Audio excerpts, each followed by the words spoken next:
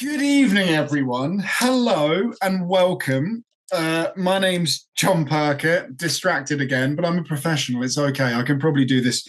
Nobody will even notice. My name's John Parker. Hello. I'm Chief Exec at the Arb Association. Welcome to what is a really cold Stonehouse, -3 tonight, apparently. Don't do that. You're going to knock over my non-alcoholic apple juice. Thank you to Steel for sponsoring our webinar series this year. Very much appreciated. To all of you out there, hello, welcome. Please do say hello in the chat. Let us know where you're watching from. Select everyone when you do it, please, not hosts and panelists. Tonight, we've got some wonderful presentations about the ackee tree and phytoremediation. But first, I will just talk quickly about next week. We've got Cecilia Shavana Bryant talking about the Scatter Project. The Scatter Project is scanning ancient trees with terrestrial LiDAR. And that is to create an innovative database of 3D models of ancient and veteran oak trees across the UK, which can be used to support future research and practice. So that's going to be very, very interesting if you like ancient trees. And in the same webinar, Rob McBride will be talking about saving the Darwin oak. And then the following week, Nadina Gale will be talking about the nature of our cities. And then one that I think is going to be pretty interesting and a little bit controversial, Justine Cast will be challenging the concept of the Wood Wide Web. Don't miss them. Register for free right now. There'll be a link appearing somewhere in Zoom, I'm sure, because Andrew's marvellous at his job. Are you a member of the Arboricultural Association? Yes. Hurrah! No? Boo. Why not? Please consider joining to support the tree care community in the UK and around the world. And if you're thinking, as you may have thought last year, John, what a spectacular jumper. Where can I get one? The answer is you can get one of these spectacular jumpers. It might not look as good on you as it does on me, but hey, we can only work with what we've been given. You can get one of those online on the Arb Association website very, very soon. They are going to be available this Christmas. Wonderful gifts for everybody. So, without any further ado, we will move on to our first speaker. I'm absolutely delighted to welcome Heather Craddock to the stage. I saw this presentation last year, maybe a bit longer than that. I'm not sure, but I loved it and I wanted to bring it to all of you. So Heather, please, the stage is yours. Over to you. Thank you very much, John, and good evening, everyone. I will just share my slides, so bear with me for a moment. So yes, my name is Heather Craddock, and I recently finished doing a PhD at the Royal Botanic Gardens, Kew, in London. And I was working on various chapters on various sort of environmental history related topics. But one particular chapter was about the history of forestry in Jamaica. So that's kind of what I'm going to be talking to you about tonight. So I'm going to talk a little bit about the sort of wider history of empire forestry in the Caribbean and in Jamaica particularly. And then I'm going to zoom in a little bit closely on one particular tree, which is called the ackee tree. So as a little bit of context of how I was working on this research project, I was working with a particular archive collection called the Miscellaneous Reports, which is held at the Royal Botanic Gardens, Kew. And just as a little bit of a content warning before I start, this is a colonial collection, so there may be some offensive language within the context of the talk and the images on the slides. But the miscellaneous reports are, as the title suggests, quite a wide-ranging selection of materials. So they are essentially all bound up book-like volumes of things like manuscript letters, annual reports of the botanic gardens across the British Empire, newspaper cuttings, and even some plant specimens. They're all related to issues around economic botany, which is what Kew was terming the history and the study and the use of useful plants in the 19th century. So this was a lot of information about transporting plants around the world and also finding ways to make profit from them. So I'm thinking quite a lot tonight about the forestry reports that were included within this Jamaican part of the Miscellaneous Reports collection. And a lot of this is coming out of the network of Caribbean botanic gardens that Kew was establishing across the 19th and 20th centuries. And just as a quick note, Jamaica actually didn't have a dedicated forest department or any forest officers until about the 1940s. So a lot of the material that we're talking about today isn't really, it's not being produced by dedicated forest officers. It's unlike a lot of other British colonial territories like India, where there were already really fully established forest departments in the 19th century. In the Caribbean, a lot of this was being done by either people brought from elsewhere in the world or just by generalist botanists. So that's just a little bit extra context.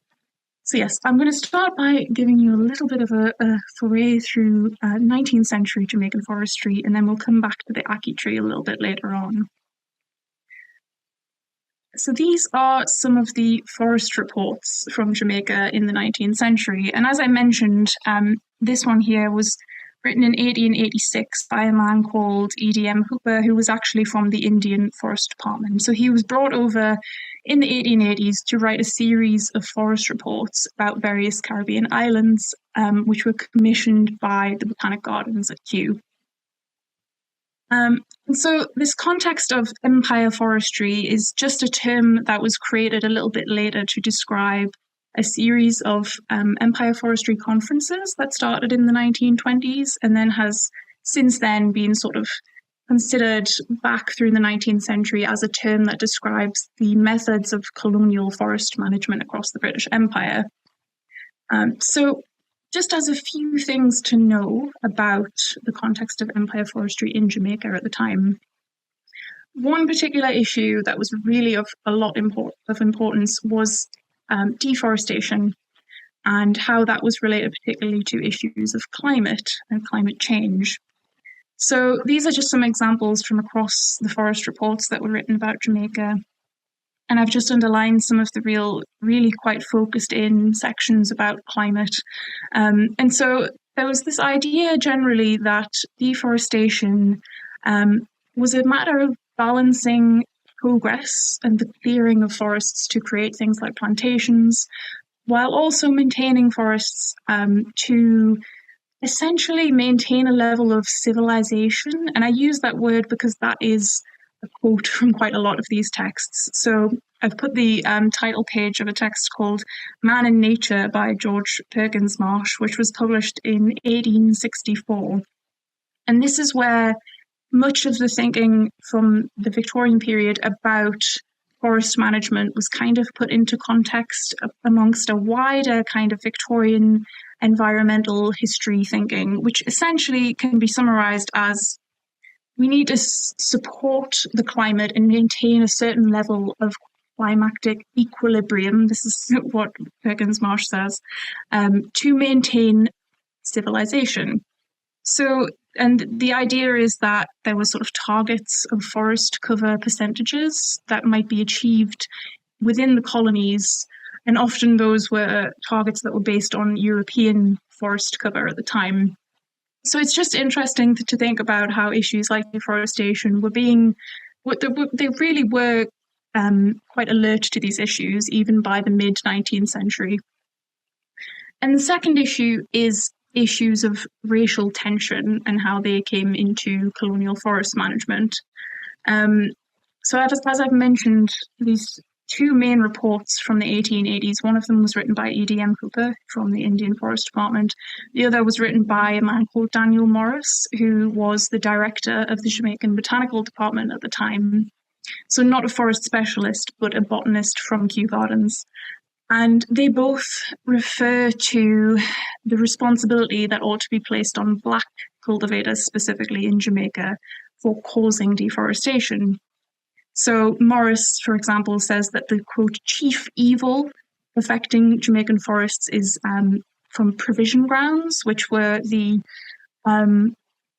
subsistence food cultivation spaces that continued on from plantation slavery into the 19th century, usually run by black cultivators and agriculturalists.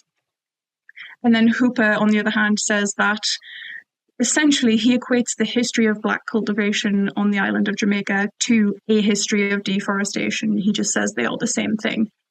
So there's a lot of tension, both in terms of major issues like deforestation, but also in terms of where the responsibility for deforestation lies in Jamaica particularly. And what's really interesting in this particular archive collection is that we get to see quite a long time period of discussion about this issue of forestry and deforestation. So this image on the screen is from a report given by Arthur Hill, who was the director of Kew in the 1920s. And he simply just says that while he's been looking back through the records about the issue of forestry in Jamaica, he says that nothing has happened since the 1880s. So he is sort of lamenting this inaction or inefficiency of the actions that had been taken over what was at this point about 40 years of the Botanical Department trying to deal with issues of deforestation. And so this brings me to one of the challenges that I faced in trying to piece together these kind of tree or forest histories from an archive like this. And it's an issue of timescales, and particularly how to deal with the timescales that trees live on, which is obviously many hundreds of years, intergenerational on human lifespan, versus the kind of material in these reports, which is usually annual reports. It's descriptions of successes over the course of 1 year in the life of a botanic garden or a forest. And so a lot of this was a challenge that I tried to address by really making the most of the long time span that I could cover in the archive. So going all the way through from the 1870s, 80s, up until the 1920s and 30s to see what was happening over the course of that period. And I just popped a little quote from Anna Lawrence here on the screen, because I think, I hope this audience will appreciate the way she frames this idea that trees can be particularly interesting in terms of cultural history because they have that intergenerational meaning and emotion sort of connected within them. So yes, these were some of the questions that I was dealing with in terms of the context of empire forestry in Jamaica, specifically over the course of the late 19th and early 20th centuries. So now that you have a little bit more context about the kind of records that I was working with, I want to zoom in a little bit more closely to think about the ackee tree. And so I want to start with a bit of literature to get us into thinking about ackee trees. So this is a quote from a novel called Banana Bottom by Claude McKay, who was a Jamaican-American author writing in Jamaica in the 1930s. This was published in 1933. And he describes ackee thus. He says, "The cream-lobed ackee, a fruit that was eaten like a vegetable, with its burnished black seeds set in vermilion case, so like an antique flower-shaped brooch fashioned of jet, ivory, and coral, and which had seemed so strange to her from her first coming to the colony, and after long years still held its strangeness." So I think this is a really interesting quote, and it's from a woman called Priscilla Craig in the novel, and she's a white missionary who's lived in Jamaica for quite a long time at this point. And so I just wanted to pick out a few things. So he finds it strange but irresistible. It's a really visually striking description of the tree. There's a lot of bright colours, textures. We even get things like cream-lobed being a slightly brain-like description of the fruit, which if anyone is familiar with how ackee looks, it's actually quite an accurate description of the inner fruit. And they're also likened to things like jewels. So it's a really unique description of this fruit that comes from the ackee tree. So just as a bit of wider context about ackee, it's a tree that's native to parts of West Africa and was then later introduced to the Caribbean. It grows this fruit on the tree, which is now part of the Jamaican national dish of ackee and saltfish. And you can buy it in tins at Tesco, just if you wish to go and try it out. And so this is a monument that I found that describes ackee trees on the grounds of the University of the West Indies campus in Mona in Jamaica. It's a monument recording the history of enslaved people living on the site of the current university. And on the monument, it says that Groves of ackee trees are accepted botanical markers of a slave village. So these trees are kind of acting as an unplanned memorial on the site, standing for hundreds of years. And I see this use of ackee as a kind of long-term memorial of the legacy of enslavement in a very specific area. It's a really good example of the role and agency of trees as sites of cultural memory. So ackee was very likely, it's not confirmed, but it was very likely brought to Jamaica on slave ships. This is stated in really quite early accounts from about 1814 onwards. It was mainly a curiosity. It was sort of ornamental value rather than any practical value. It wasn't useful as food for voyagers. And so these are why it's been suggested that it was very likely brought by the enslaved rather than by the enslavers on these ships.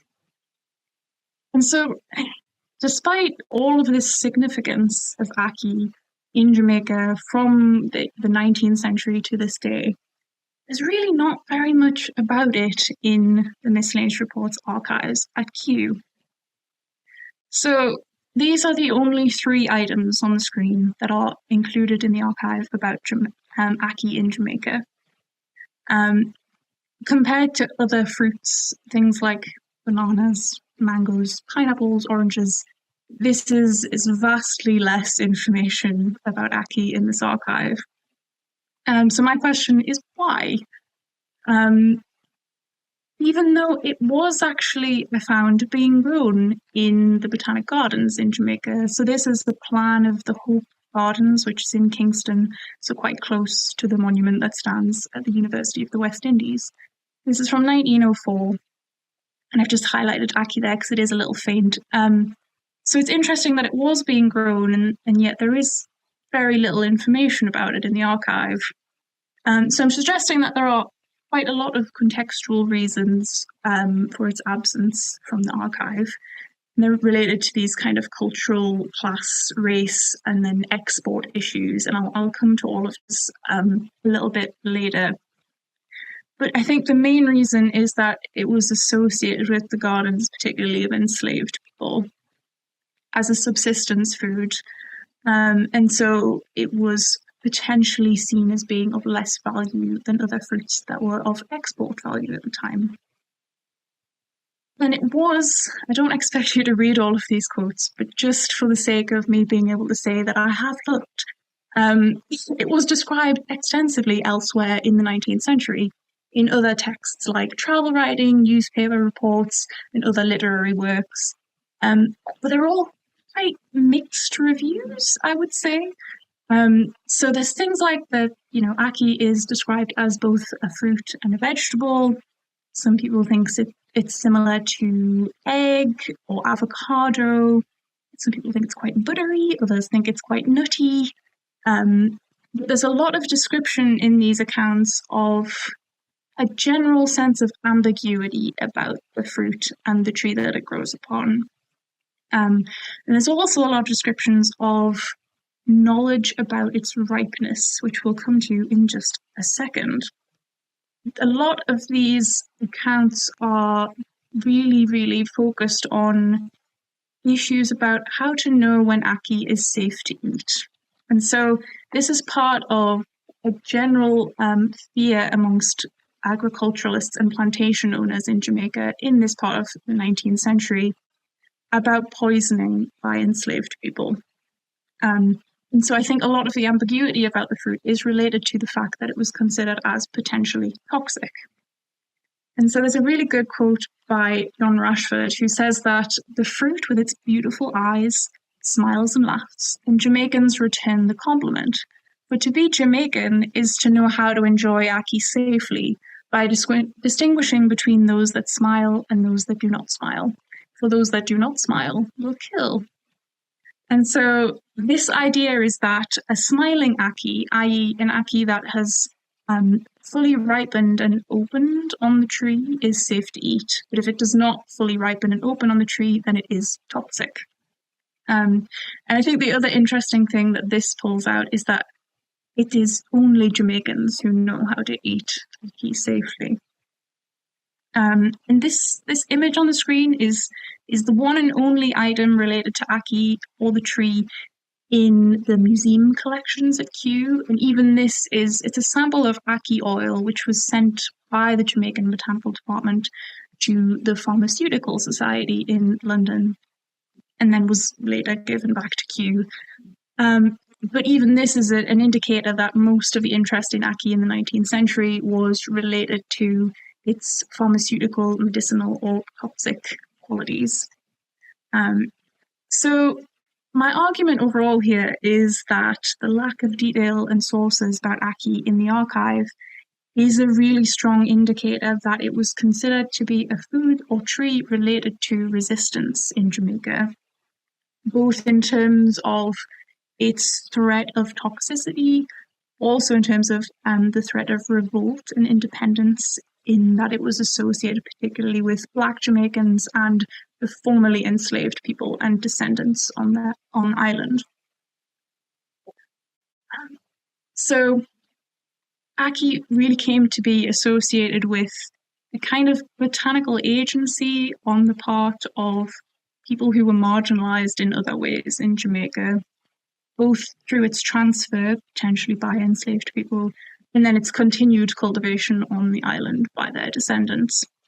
And again, because it was primarily of ornamental value, it has really quite limited nutritional value, and therefore the cultivation and ongoing popularity of ackee in the island marks a really interesting and sustained resistance to the kind of value system that botanists and plantation owners were using to judge whether or not plants were valuable.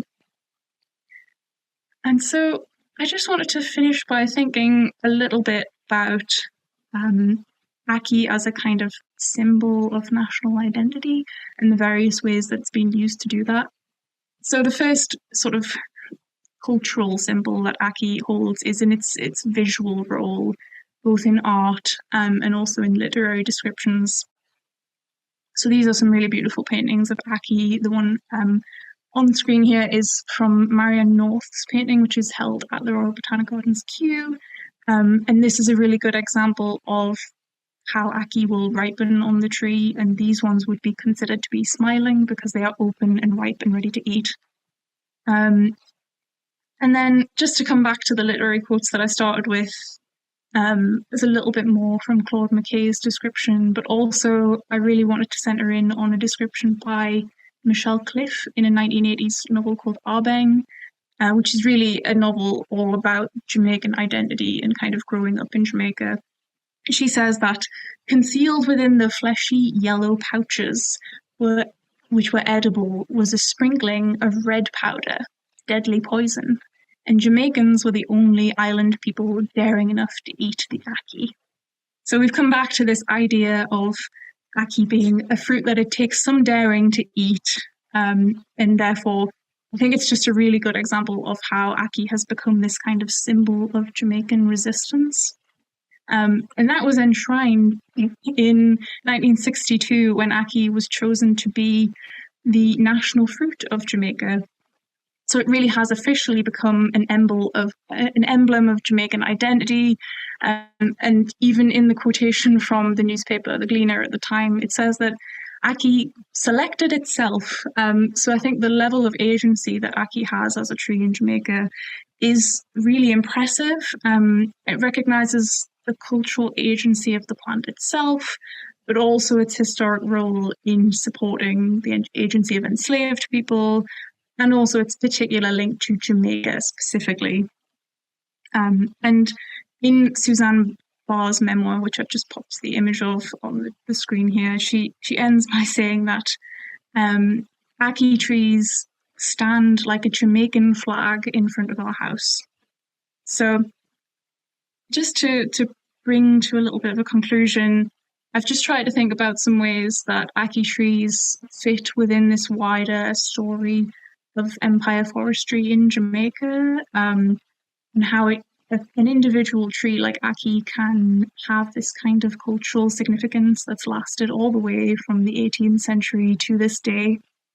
And it's a tree that's really thrived as a kind of ambiguous and slightly odd symbol of both a beautiful tree and also a really quite threatening tree. And it's a great example of how trees can act as sites of cultural memory and continue to support cultural identities in islands like Jamaica in the Caribbean. And I'll leave it there. Thank you very much. Brilliant. Thank you so much, Heather. That was absolutely fantastic. I'm a little bit biased, but trees as markers of cultural identity and everything is something I'm very passionate about personally, and I'm doing a lot of research in. So I'm not biased at all. That's not why Heather's here. She's not here just for my own research. And also a mention of Marianne North, who is just the best botanic artist ever and is absolutely incredible. And if you're ever in Kew Gardens, go and see the Marianne North Gallery, because obviously, Heather, you work there, but people walk past that place and they don't even know what's in there, and it is just mind-blowing. Yes, Gotta go and it's see a it. beautiful place and arguably one of the best spots in Kew Gardens. So you go and find the ackee tree. Send me a picture. Do you know what? As a tree person, the Marianne North Gallery is my favourite bit of Kew. Above the trees, it's the best place to see. I said I wouldn't ask any questions between. I'm going to do a quick one because it's just nothing to do with trees at all. But Paul says there's a hint of an accent. I think it's northern. Heather, they're asking where you're from. You might be right. It's Newcastle. Yes, you got it. There you go, Newcastle. Exactly. I thought that. I didn't want to say it. But anyway, great question, Paul, sort of. Okay, Heather, thank you so much. That was absolutely brilliant. Keep your questions coming in for Heather, please. But right now, we're going to hand over to our next speaker for something completely different.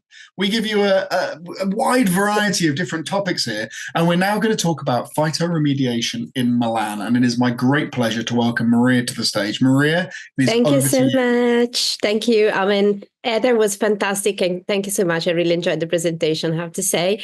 And you leave me with a very difficult task, so I'll try to make my best. Sharing my screen as well.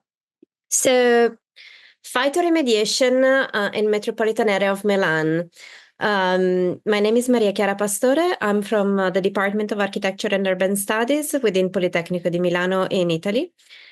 And why did I come up with this very specific discussion on phytoremediation?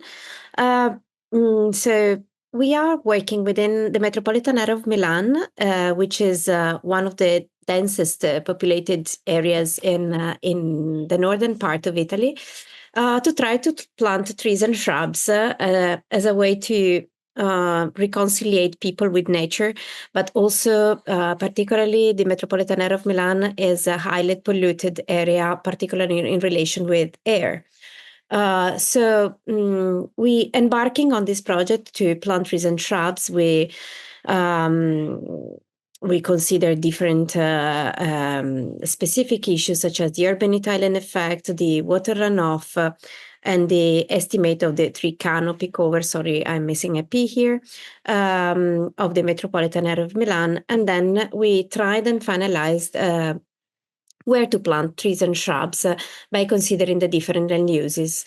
And eventually, as you see from some of the picture, we started planting. And the more we planted, the more we see that the soil that we were planting was not pristine, first of all, and somehow with level of degradation. And then we decided to work a bit more on knowing the soil that we had to working on within the metropolitan area of Milan. And we were curious to know more about what trees and shrubs could eventually do to work along with us to clean the soil.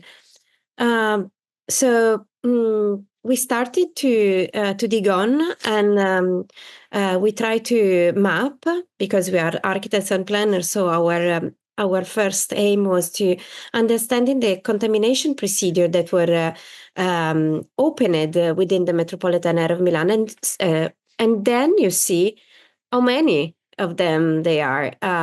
So the colors are very different because they show the area that were already reclaimed. The area that they started with a quest for a possible contamination procedure, and then they found out that it was not contaminated.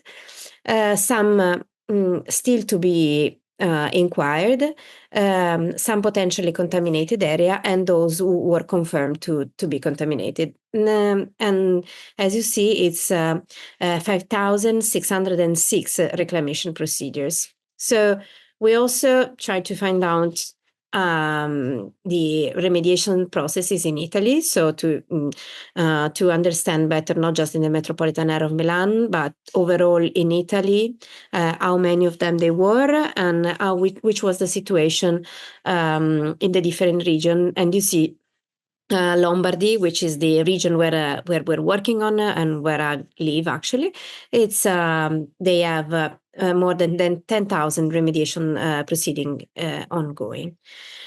For those who are acquainted with what I'm talking about, I'm really sorry about repeating, but for those who don't know about reclamation processes, I just want to show through the 3 fundamental steps for the reclamation process.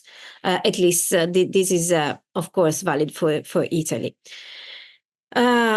You have a potential contaminated site when there is one person which is responsible for the contamination, or an individual which acquire an area where contamination has occurred, or the public administration that carry on with the notification. When the procedure starts, every time there is also a change of use. So when you are changing the land use from, for instance, from industrial to residential, you're asked to do sample of the soil to see if you have potential contamination within the area. Then you have the inquiries to assess if the value of contamination has been exceeded. And then if that is the case in which the contamination has happened, then you need to work on the characterization and risk analysis to assess if the value of the risk has been exceeded.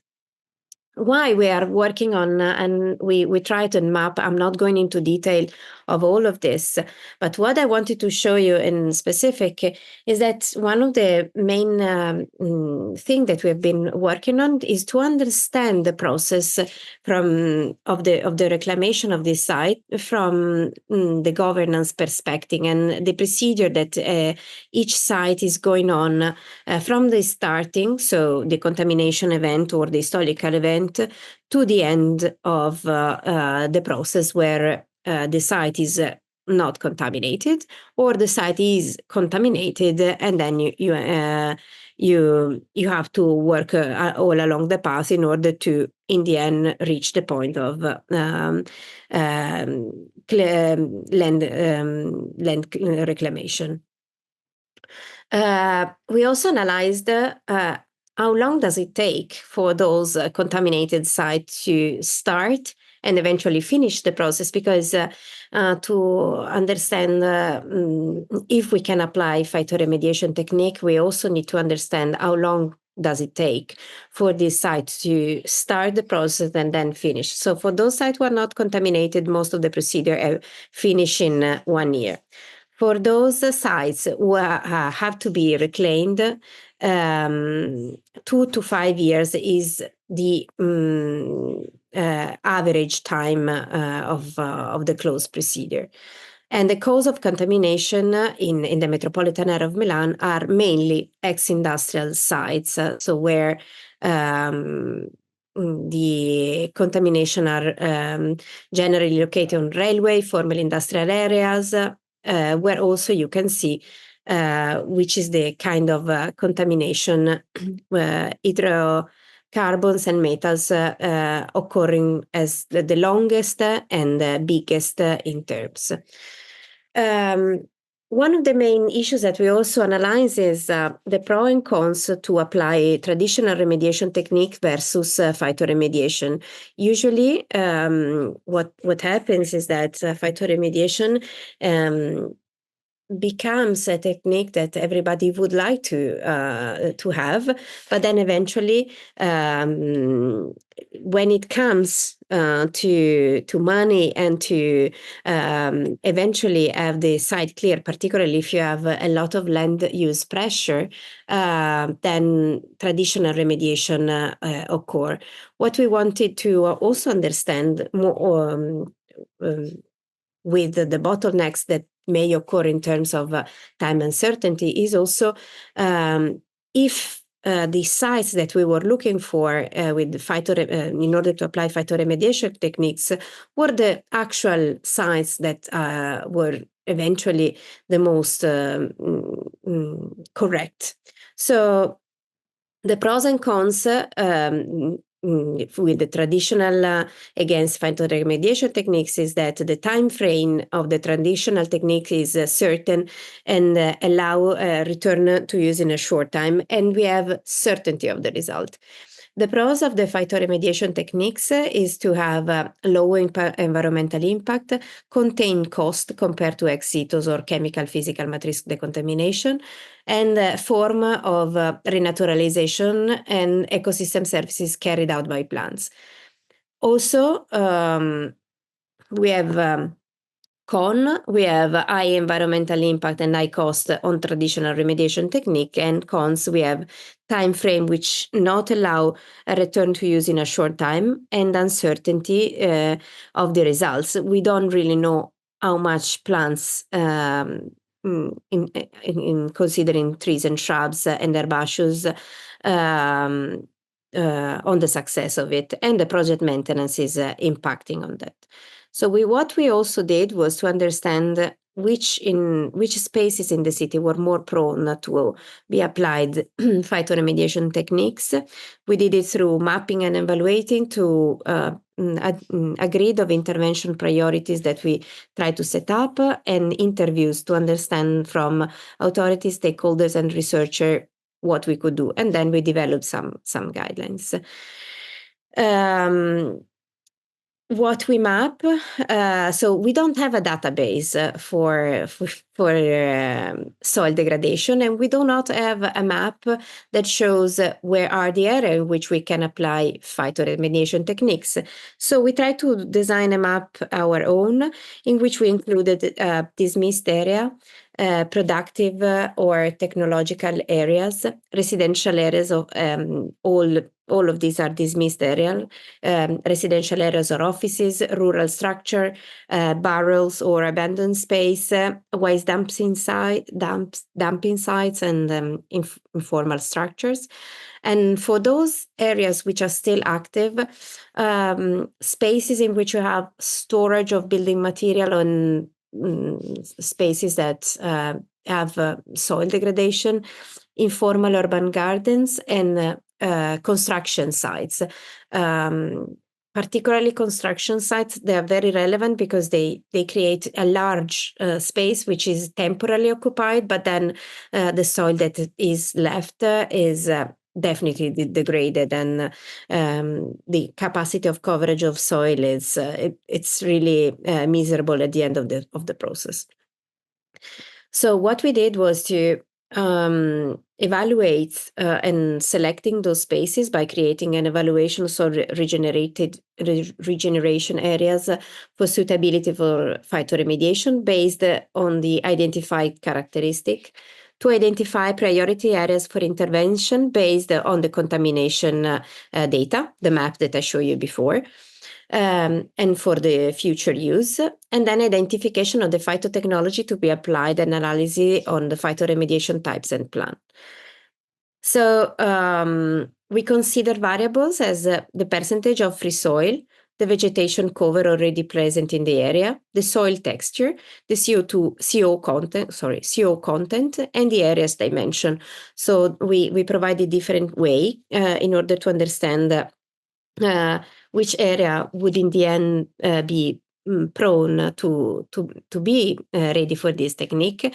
And then, for instance, we match and tested this methodology on different section of the city. So, for instance, here on the right hand side, you see the procedure applied, in which we see that those areas that are highlighted with the pink arrows are those areas that are the result of the selection taking into account the Agisco standby sites. So those areas which are already listed in the possibly contaminated site, which are by land use related to urban greening provision, and they are also within ecological network nodes within 150 30 meters buffer. Only in those areas you see that almost 7% of this area is within this filtering choice, and by considering the different variables, 40% of these 7% already create were suitable candidates to be effectively reclaimed by phytoremediation, demonstrating significant potential for soil regeneration in urban context. We didn't want to just analyze the city. We wanted also to go a step further into making also public administration, for instance, able to understand that soil remediation through phytoremediation could be a possible technique. So we worked along with Università Bicocca, Unimip, together with colleagues that are working on their botanists, and together with them we worked on a list of species that address every single contaminant, both inorganic and organic. So you see here that we have phytoextraction and phytostabilization. And then when it comes to organic, we have phytodegradation and phytovolatilization. For all of them, we have created a guidelines in which all of these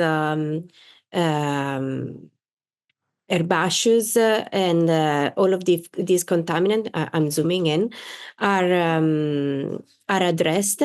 And usually when it comes to phytoremediation, each single contaminant is addressed only by one species.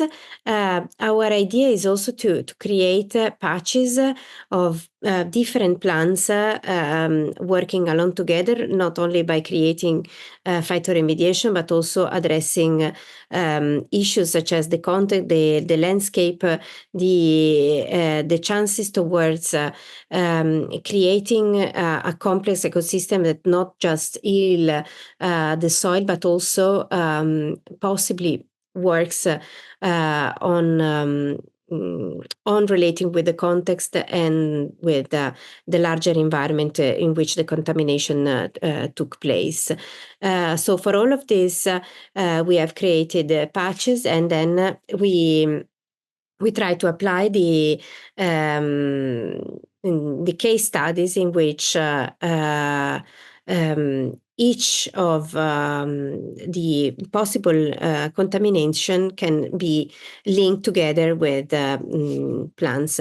So the guidelines address productive or technological areas, waste dumping site or informal structure, barren or abandoned space, and informal urban gardens. So those spaces in the end are categories that are recurrent in our urban environment, and moreover they they are hosting very diverse contaminants, and their use is not that strong on land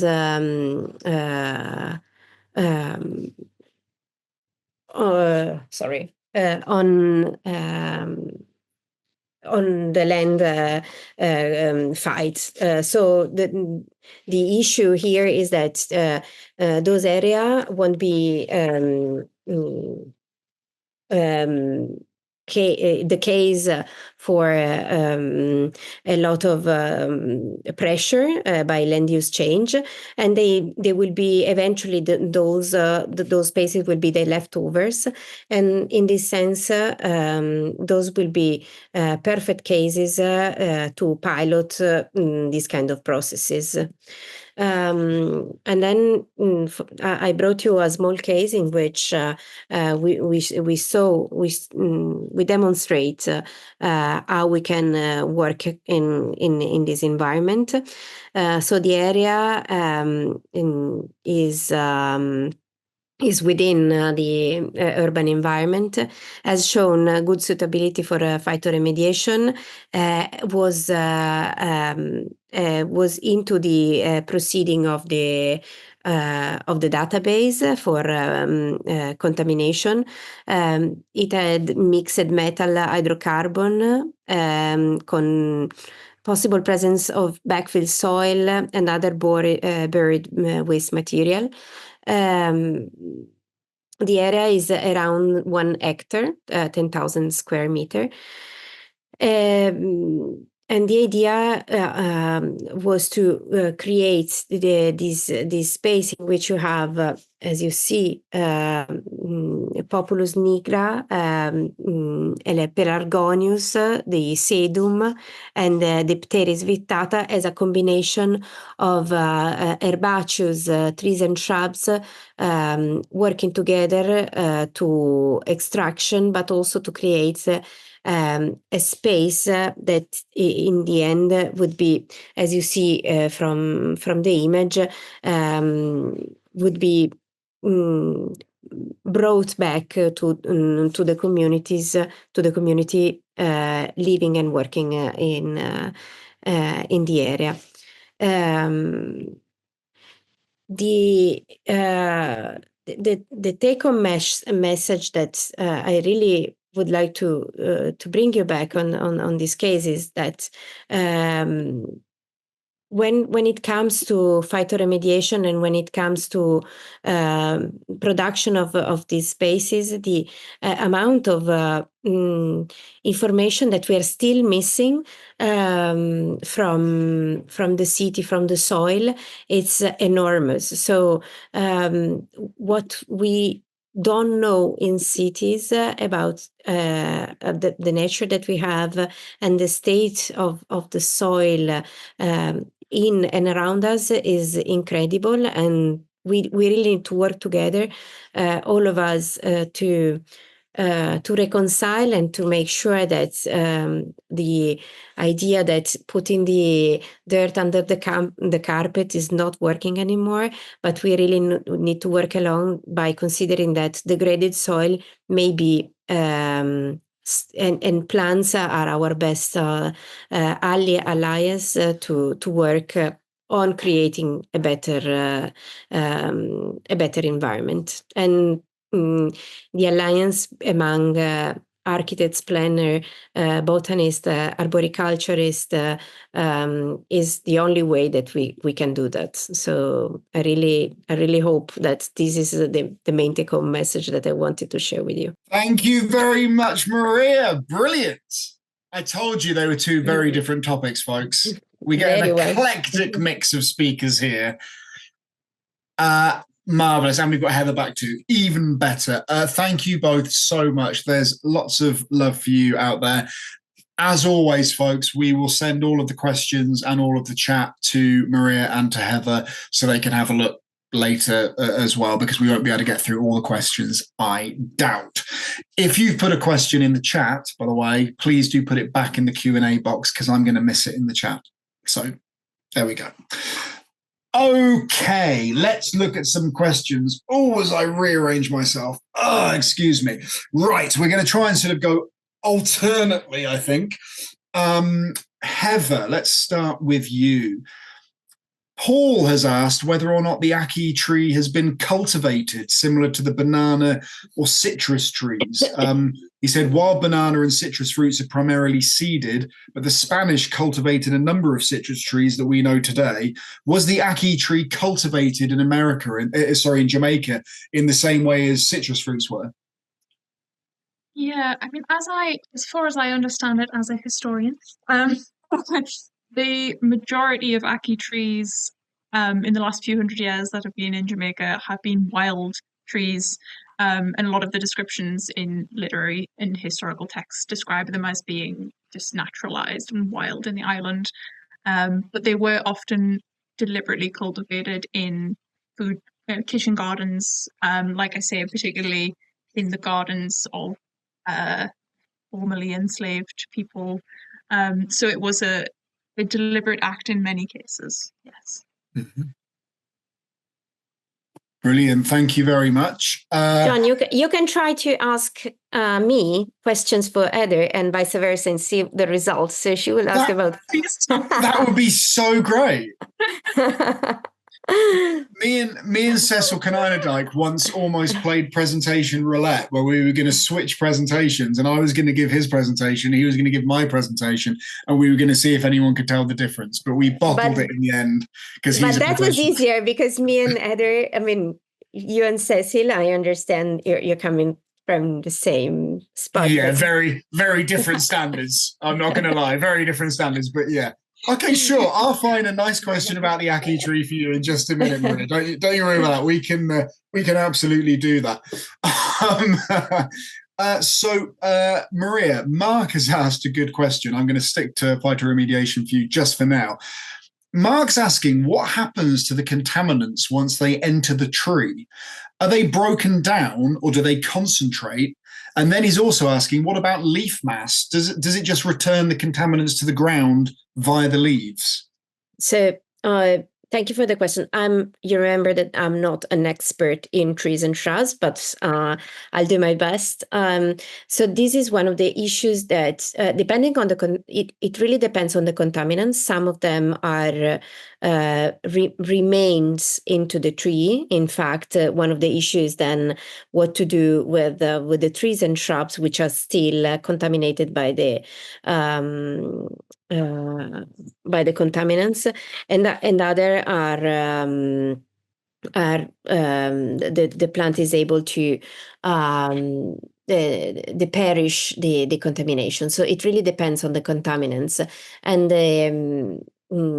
in fact, biochar, as I see also from the chat, is one of the discussion, but it's still one of the issues which relate to phytoremediation. So there are some research ongoing on what to do with phytoremediation and relationship with the contaminants.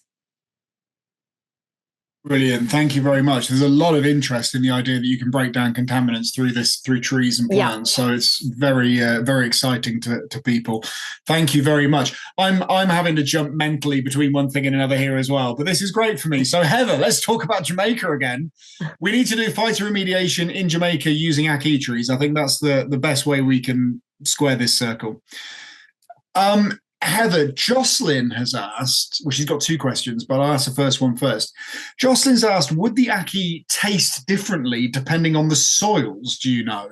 And if the knowledge for how to eat it was brought over by African wisdom and knowledge, could there have been some loss in information? Are we missing key parts of the story of the ackee from that crossing of the oceans? Yes, I'm going to take the first part of the question and say I don't know, and there may be other people in the chat that know more than me about whether it would taste differently depending on the soil. Perhaps it did, and perhaps that is a good explanation of why people describe it so diversely in terms of taste. Yes, in terms of loss of knowledge and information, I would say there's a good chance that information was lost in the transatlantic voyage, but also the fact that people continue, if more information was lost, perhaps nobody would have continued to eat ackee. Nobody would have been able to find a safe way of consuming it, because I didn't go into too much detail, but essentially the toxic aspect of the fruit is there's sort of an outer red casing that you can see when it's growing, and then there's the very inner yellow egg-looking flesh, and then in between there's a sort of membrane, and it's the membrane that, if not ripe, is toxic. So I think that's probably a good example of a lot of information was being transferred about this plant, because to know that that was the part that you couldn't eat and how to remove that, and it would be a very sort of fine manual skill to be able to do that. Yeah, I think there's certainly some knowledge may have been lost, but more was retained. I noticed at the end of that comment, Jocelyn asks, do I like to eat it and do I enjoy it? And yes to both those. It is an odd, it's an odd one. And the first time you try it, it's slightly strange texture. But to me, it is very similar to eggs. And because I don't eat eggs, I think it's a very good replacement for scrambled eggs. It looks the same. It's got very similar texture. And if you add some sort of savouriness to it, it really does taste quite similar to scrambled eggs. So you go and try it if you haven't before. Wow, a fruit that tastes like eggs. You're really selling it. Thought it. And I always love, whenever I hear anything like this, that there was a lot of people who ate the ackee without figuring out that the membrane was toxic, and then the other people around them would have learnt that. So probably quite quickly. Yes. Yes, there's very interesting examples of texts being written for children in the 19th century, explaining to them in great detail how to know when to safely eat it. So interesting things to read. But then I remember when I was a child at school, there was a yew tree in the grounds of my school. And I remember probably the first thing I ever learned about trees was that the teacher said, don't eat the red berries. So instantly every child goes, I wonder what would happen if I did eat the red berries. It's like, don't draw their attention to it, surely. Anyway, I'm still here, so must be good for you. Thank you very much, Heather. Right, let's look for here's one here. Right, so Maria, Naomi has got a question. I put this in the chat, but it's worth saying this as well, because Naomi was the person, Maria, you may remember, Naomi dragged me over to your stand it was Croatia, wasn't it? It was European Forum on Urban Forestry in Croatia, I think, and said, look at this work, it's brilliant. We've got to have a webinar about phytoremediation. So thank you, Naomi. And to all of you people out there, who are thinking, why don't they do a webinar about whatever? Just suggest it. Drop me an email, john@trees.org.uk, and we can make it happen. So thank you, Naomi. But Naomi's asking whether or not, when you select plants for your phytoremediation endeavors, do you have a particular remediation function in mind, and then you match that function to the plant? So Naomi's given a degradation or valorization or extraction, for example. There is a combination of very, very different things that we are looking at. So first of all, when we do phytoremediation, we need to figure out that it is urban areas, very much urban areas. So it is spaces that at the moment people, so that's also my daughter here around helping us with the with the webinar. So the issue here is that those areas usually are close by, so people cannot get in, or people eventually get in, particularly walking the dogs, because that's the case. But eventually is it can be harmful for health. So when you have this in mind, you really need to figure out the contaminants first. So degradation and giving the soil back to healthy soil back is the first scope, goal and aim. But then eventually you also need to consider that all along the process you will have this space which people may look at, may also enjoy. So it's they may walk and cross. So it's also by reconsidering that they may not touch this soil with bare hands or feet, or even with their shoes, but they may be able to cross the area, so with some platform, while plants, trees, and shrubs doing their jobs.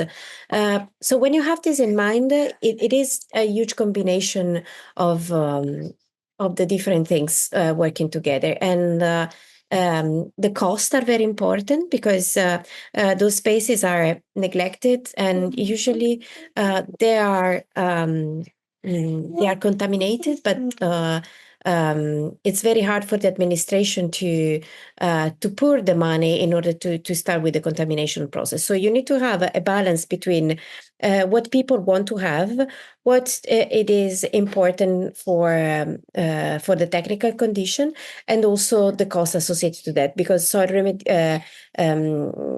reclamation and the process of reclaiming the soil is very costly either way around, one in terms of money and the other one in terms also of time and maintenance, as we mentioned. So considering all of this, it's a balance among all the different issues. So there is not just one aspect, it's a complexity of them. Mm-hmm. Of course, thank you. And everybody waving at your daughter. Everyone's at home waving. So a welcome addition to the webinar. Thank you. Okay, let's jump back to the ackee tree. Heather, Amy has said, fascinating talk, thank you. Amy's asked if you've got any published research or recommended literature to understand more about the ethnobotany of Jamaica or other post-colonial nations. It would be great to read more of your findings. Thanks, Amy. I'll start with a recommendation that's not me. Before I forget, and that is Barry Higman's Jamaican Food, which is just the iconic text about the history of ethnobotany and particularly food-related plants in Jamaica. It's quite a big tome, but it's really worth looking at, and I think it is on Google Books for the most part.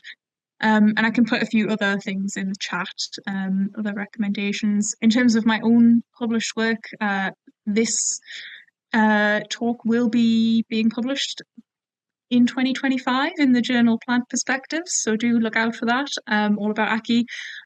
Otherwise, I have published an article on a slightly different tack about the history of Jamaican plants using Ian Fleming's James Bond novels. So many of them were set in the Caribbean, and there's a lot of, he's just very attentive to plants, so I'll put the link to that below, but also those who've seen Dr. No, the movie, may note that, I'm not going to sing it, but in the song Underneath the Mango Tree, ackee is mentioned amongst things like mangoes, bananas, tangerines, sugar, ackee, cocoa beans.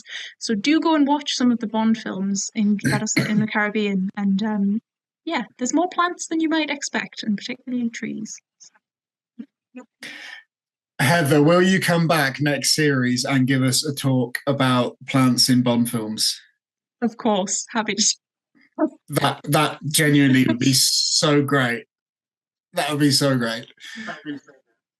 Someone said 00 Parker. I think it's Andrew there. You're not getting a pay rise, Andrew, but thanks. Right, brilliant. Thank you, Heather. Okay, right. We've got a couple of questions here. Maria, I'm going to sort of combine a couple of questions. Ola in Poland has asked, are you planning to work with, or have you worked with, microbiological remediation methods? And Zach has asked a sort of similar question. Have you looked into bioremediation using bacteria or fungi? No, we haven't yet. It is so at the moment we not for this research. What we are working on, a parallel research, is specifically on soil, not just for phytoremediation, but to know more about the soil and relationship between bacteria and fungi in different areas, because what we, as I was mentioning, what we know about urban areas and the composition of the soil below our feet is something that we don't know of, and it's a completely different story. So for this project, we haven't considered the potential for remediation, which is done by other than plants. So we shrinked to herbaceous, trees, and shrubs. Mm-hmm. Thank you. And I'll ask you one more question, actually, Maria, just 'cause I've seen a couple pop up on the same thing about, are there any books on phytoremediation? Paul's asked, and a couple of people said in the chat as well, are there any particular texts that, obviously your papers and your research, but other books?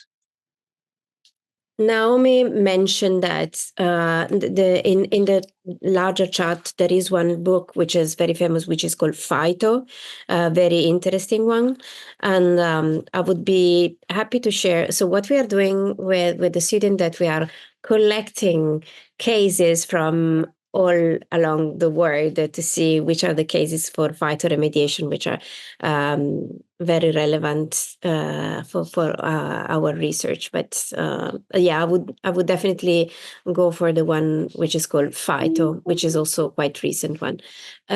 Just let me add only one small thing. At the COP16, there was this pledge about the fungi, because fungi are not part of the COP, being part of the world that is considered to help the case. And so there was a pledge that was actually brought from, I guess, UK and Chile, to actually consider fungi part of the important word for so it's also a matter of knowing what are these different living objects doing for our planet. Absolutely. We had a talk, and I wish I'd prepared for this because I can't remember the name, but about flora, fauna, and funga, isn't it? And there's the three main things. So yes, that was a very good talk we had last year. Good stuff. Thank you very much. Right, Heather. We have got some aspiring ackee growers in the UK, and Moray has asked, what growing conditions does ackee require? And on a similar theme, he says, scrolling around, Andrew has said that there are ackee trees available on Etsy. Do you know if the tree would survive in West Cornwall? I'm going to take a guess that it wouldn't survive in West Cornwall. Can't confirm, but as I didn't go into too much detail, I think somebody mentioned this usefully in the chat, that ackee did come to the UK. So its botanical name is Blya sapida, which is a reference to Captain Bligh, who he didn't take it to Jamaica, but he took it from Jamaica to Kew Gardens. And it was growing in Kew Gardens in London at some point in the 19th century. But it is no longer, and there's no records about how long it survived for. So I think we can safely assume that it didn't do very well in London. Can't say if that's going to equate to West Cornwall, but it's worth a try if it's on Etsy. So it is an evergreen tree, and the only sort of specific reference about, other than just general tropical growing conditions that I've come across, is that it doesn't do particularly well in drought areas, which might be why it didn't do too well in the Botanic Gardens in Kingston, because that always was quite a difficult area for them to irrigate in the Botanic Gardens. So yes, those are my sort of scanty pieces of information about how ackee likes to grow. Fantastic, thank you. And Bligh was the captain of the Bounty, wasn't he? Indeed, yes. And wasn't the mutiny on the Bounty related to when he was bringing breadfruit from Tahiti, yes, was it, to somewhere else, which was meant to be a food for slaves, I seem to remember. Exactly, yes. So he's caught up in a very... I actually started the entire PhD with this narrative. There is a record of Bligh being written a letter in the miscellaneous reports at Kew from 1793, and it was about how the breadfruit plants are now thriving on the island of Jamaica. It's an absolutely gushing letter. It's just, they're luxuriating on the island. They're doing wonderfully. Captain Bligh did an excellent job, and we're very happy with him at Kew. but yes, so he was involved in the movement of them back to Kew Gardens, of ackee back to Kew Gardens, but that was after his slightly more notorious days of mutiny. So Captain Bligh was a slave trade facilitating. I was going to say a word that I've remembered Maria's child as there, so I won't. But he was a baddie. He was a baddie. Not great. Not great. He helped the botanists, but otherwise was not great. Well done, the mutineers. Not again that I want any of my team to take lessons from them, because it doesn't work out in the long run. But congratulations in the short term. Good, right, goodness, don't we cover a lot of topics? You don't get this in other webinars, I'll tell you. Right, thank you. We've dealt with mutinies and all sorts of things. Maria, Tim has asked whether or not phytoremediation of development sites in England could be viable. Is this, and I'm kind of going to expand that question, is this something that you could apply anywhere? Obviously, your work's been done in Milan, but the principles, they can be done anywhere. No, and do you know of it being done anywhere else? No, yeah, it is quite wide technique, which is applied in different spaces and countries, urban, peri-urban, rural, depending on the different contamination. I guess that you only need to choose the different. So the very important discussion is to be considered choosing the right species. So what we have been selecting here for the combination of trees and shrubs and herbaceous may be not suitable in England, because of the different climates and the different condition, but the technique is widely used. So I may look for eventually I may look for interesting cases in the UK, but I'm pretty sure there are. I mean, if we consider Fresh Kill in New York being a contaminated dump site, and now has been opened as a park, it's one wide example of that. Brilliant. Thank you very much. So there's no excuse for all of us in our projects to be considering phytoremediation when we're doing our planting. And also, I just want to make sure that we also consider that our soil will be, it's not that they are contaminated, but they are degraded somehow. So why not considering those, in the end, you provide a soil which is much better than the one that we have in when we start our project. So let's consider this as a challenge to create a better soil than the one that. Everybody stop listening to Maria's answer, because your daughter is very cute and she's waving at everybody. Everybody wave. Hello. Yeah, I hate children, but yours seems cute, so well done. Okay, good stuff. So look at all the little hands. Everybody click on one of the little things to show Maria's daughter how much we like seeing her. Look, and it can all go up there and she can see it. There we go. Look at that. That's just for you. Look at that. Isn't that great? You did that. It's amazing, isn't it? The power. They'll do anything. I know. It's terrifying. They'll do anything. Right. Okay. So easily distracted. Heather, a question from Hugo that I'm hoping you may be able to read or see on there. But Hugo asks, is there any reference or in any archives of indigenous tainau, I want to say, apologies if I've murdered that word, forest management in Jamaica, or how the maroon communities in Jamaica approach forest management? Yes, so I believe it's tainau, but please do correct me if that is wrong, anyone in chat. So a lot of, I'm going to talk particularly about the archives at Kew. There probably is more reference to this in the National Archives in Jamaica, but I haven't yet had the pleasure of going to look at those in detail. Most of what is in the archives at Kew in relation to tainau and maroon communities is negatively translated through colonial botanists, so people like Hooper, who wrote the 1880s forest report. So he doesn't really mention the history of the tainau forest management other than to say that pre-colonial forest management was essentially wasteful and inefficient because it didn't involve cutting down trees for plantations and making profits. But that is essentially what he says in about a sentence at the beginning as historical context for the report.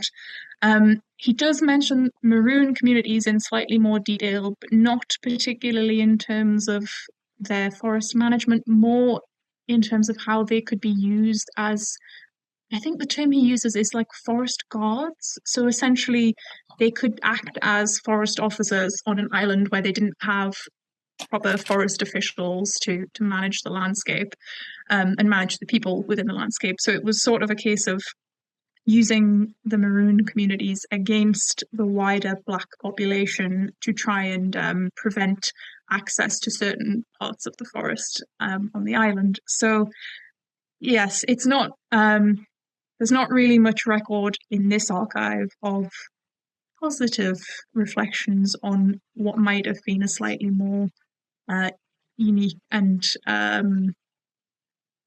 local way of managing Jamaican forests. So still some work to do on that, though, I think, in the archive.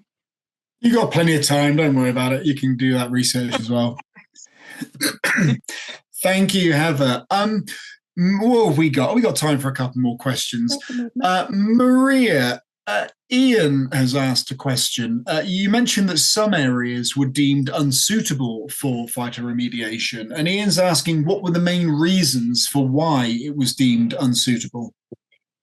Well, it's not that they are unsuitable, but the cost beneficial at the end, it may be complicated. So some areas, for instance, in our map, they were considered maybe already covered with asphalt, for instance, too much covered. So if the percentage is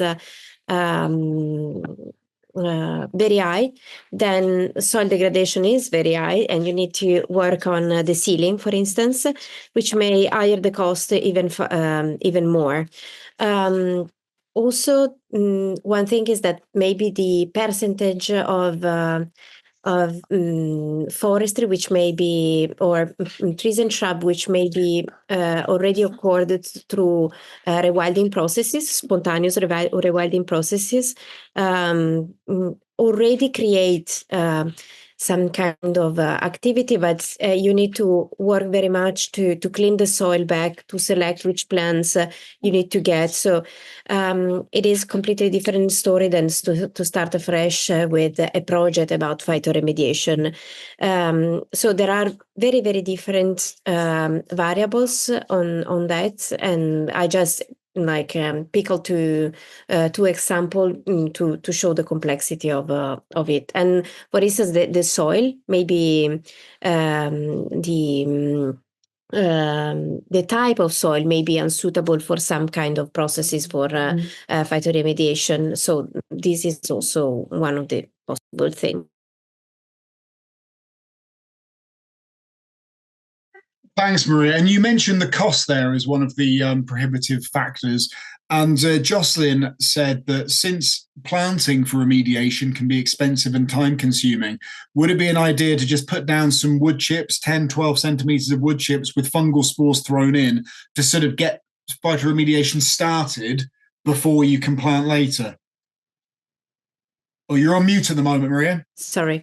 It really depends on which kind of contaminants you have. So there is no one solution that fits all. There are, we really need to target down which are the contaminants and then work on the different projects by considering the main contaminants. So we cannot say that this may be like a good solution, because it's not just that you really need to revitalize, it's also that you need to reclaim the soil by specific contaminants. So it's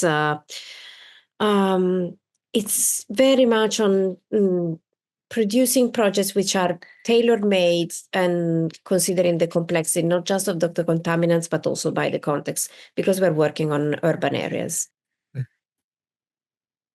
Thank you very much. Oh, we almost got another guest there. Drag him in. Come on. Someone just dipped into your screen there who should come and give us a wave as well, Maria. I'm looking at you. And he ran away as quickly as he could. Yeah, he got my daughter. Okay, thank you. We've had a couple of questions in the chat and the Q&A about CEU certificates, by the way. How do I get my CEUs and all that sort of thing? I'm going to read what Andrew just put in the chat. Andrew said, for CEU credits to be awarded, we requested your ISA credentials at registration. If you entered these and you've attended 80% of the webinar, the CEUs will be posted to the ISA on your behalf. Hopefully that resolves it. If you don't get them, if that doesn't happen, you get what you paid for. Complain to Andrew, not me. Okay, I think we're almost at a point, was there anything else particular I want to ask? I don't think there really was. I wanted to kind of move on to we've got a few questions. Oh, one quick question for Heather. David asks, is ackee an evergreen? I know that a lot of our audience have scurried off to Google ackee, and David's asking if it's an evergreen tree because he's not familiar with it, as I wasn't familiar with it at all before I saw your presentation. Yes, I believe it is an evergreen tree. I have only seen it at one time of year in Jamaica in October, but so I can't confirm that from my own knowledge, but I believe it is an evergreen tree. Thank you, Heather. I reckon you're probably right. It sounds about right. Anthony's just asked, what is the worrying horned god looking over my left shoulder? It's not a horned god. This was my grandfather's tobacco jar. And this is the rather terrifying face right here. Tobacco is not cool. You shouldn't smoke. It's bad for you. I'm just going to say that the Arboricultural Association does not endorse smoking. Why is everyone going, ooh? I don't speak cartoon because I'm a 43-year-old man, but you all seem to go, ooh. Right. Anyway, Amy says tobacco is cool. Amy, terrible. It's very bad for you. Right. We're almost at the end. So there is one final question that I'm very much looking forward to asking our wonderful speakers this evening. And first of all, I'm going to go to you, Heather, to ask the question. Heather, what is your favorite tree-related book? So you're on mute. Oh, yeah, you've unmuted yourself. Sorry, that's my fault. I thought you were continuing on mute. I'm going to go with my long-standing favorite, which is a novel called Bark Skins by Annie Proulx. I think it was published in about 2016, so it's quite a new one. But I'm going to go with that because it was the book that got me into researching the history of trees in cultural contexts. It's quite a slog, and I say that with a lot of love. It is a very long book. I think it's 600 or 700 pages, but it's wonderful, and it covers about 400 years of colonial logging history in North America, both from the context of colonists and from the context of indigenous people. And it's just a really bizarre novel, so it's worth a try if you have some time over Christmas. Sit down with that novel. Would recommend. I've just Googled it. That looks right up my street. I like the look of that. I mean, I have an enormous pile of books, and I haven't had time to read. Yes, the TV series is not very good. Wouldn't recommend, but the book is great. Wow, marvelous! Thank you very much, Heather. Thanks, Maria. What is your choice? My choice is The Invention of Nature, which is the biography of Alexander von Humboldt, which is the naturalist that creates the world as we know it. And it's an incredible story by Andrea Wolf. And I mean, as Humboldt lived almost 90 years old, the book is quite long, but is marvelous. So it's not just related to trees, but with all the nature. So it's embracing all the kind of nature, and it's just amazing. So I really recommend it. Brilliant. I mean, normally we get new choices because people tend not to pick the same thing, but they're two books that I hadn't heard of before. So that is very exciting to me. So thank you both very much for those. Absolutely amazing. Well, look, folks, we have reached the end of this evening's webinar. I would like to say a huge thank you, of course, to our wonderful speakers, Heather and Maria, for two completely different talks that I personally think went together very well, although I'm a bit biased, but that was brilliant. Thank you so much. We will be sending all of the questions and all of the chat to Heather and Maria so they can have a little look. And if they want to get back to you about anything or whatever, then they can do that. If you've got ideas for future things, please give us a shout. john@trees.org.uk. Very easy to get hold of here. Next week, I hope you can join us. We've got two talks about ancient trees next week: the Scatter Project with Cecilia Shavana Bryant and Saving the Darwin Oak with Rob McBride. So they're both going to be really good ones. Please do register for those.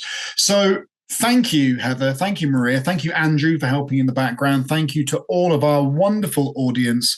I really look forward to seeing you next week. Take care, enjoy your week, and goodbye. Thank you. Thank you.